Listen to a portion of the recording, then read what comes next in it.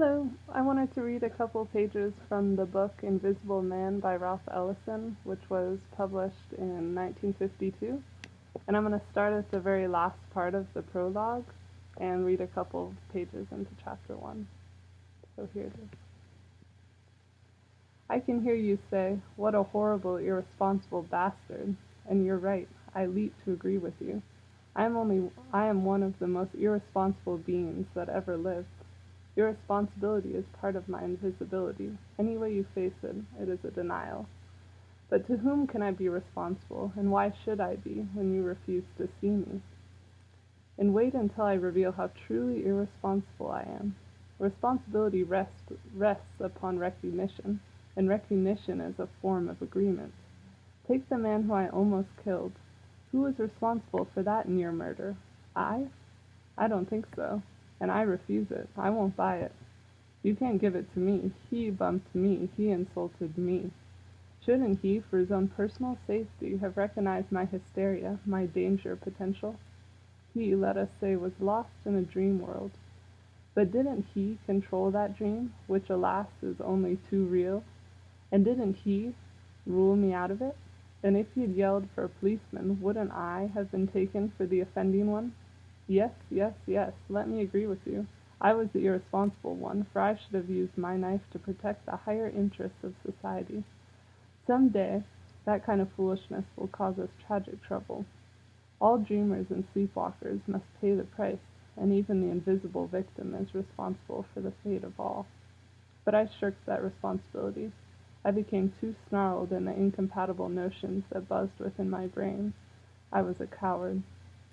But what did I do to be so blue? Bear with me. Alright, chapter 1. It goes a long way back, some 20 years. All my life I had been looking for something, and everywhere I turned someone tried to tell me what it was. I accepted their answers too, though they were often in contradiction and even self-contradictory. I was naive. I was looking for myself and asking everyone except myself questions which I, and only I, could answer. It took me a long time and much painful boomeranging of my expectations to achieve a realization that everyone else appears to have been born with, that I am nobody but myself. But first I had to discover that I am an invisible man. And yet I am no freak of nature, nor of history. I was in the cards, other things having been equal, or unequal, 85 years ago. I am not ashamed of my grandparents for having been slaves. I am only ashamed of myself for having at one time been ashamed. About 85 years ago they were told that they were free, united with others in our country in everything pertaining to the common good, and in everything social, separate like the fingers of the hand. And they believed it. They exulted in it. They stayed in their place, worked hard, and brought up my father to do the same. But my grandfather is the one. He was an odd old guy, my grandfather, and I'm told I take after him. It was he who caused the trouble. On his deathbed he called my father to him and said, "Son, after I'm gone I want you to keep up the good fight. I never told you, but our life is a war, and I've been a traitor all my born days, a spy in the enemy's country ever since I give up my gun back in the Reconstruction. Live with your head in the lion's mouth. I want you to overcome him with yeses, undermine him with grins, agree him to death and destruction, let him swallow you until they vomit, or bust wide open." They thought the old man had gone out of his mind. He had been the meekest of men. The younger children were rushed from the room, the shades drawn and the flame of the lamp turned so low that it sputtered on the wick like the old man's breathing. "Learn it to the young'uns," he whispered fiercely. Then he died. But my folks were more alarmed over his last words than over his dying. It was as though he had not died at all. His words caused so much anxiety. I was warned emphatically to forget what he had said, and indeed, this is the first time it had been mentioned outside the family circle. It had a tremendous effect upon me, however.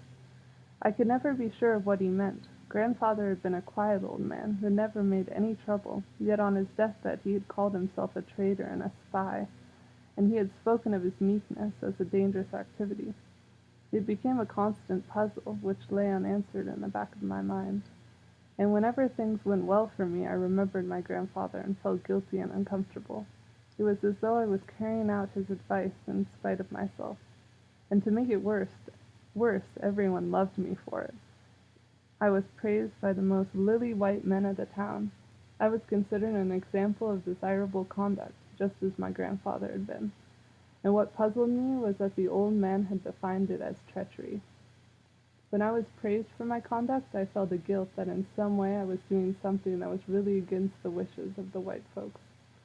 That if they had understood that they would have desired me to act just the opposite, that I should have been sulky and mean, and that really would have been what they wanted, even though they were fooled and thought they wanted me to act as I did.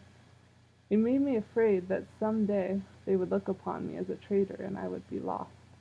Still, I was more afraid to act any other way because they didn't like that at all. The old man's words were like a curse. On my graduation day, I delivered an oration in which I showed that humility was the secret, indeed the very essence of progress. Not that I believed this. How could I, remembering my grandfather? I only believed that it worked. It was a great success. Everyone praised me, and I was invited to give the speech at a gathering of the town's leading white citizens.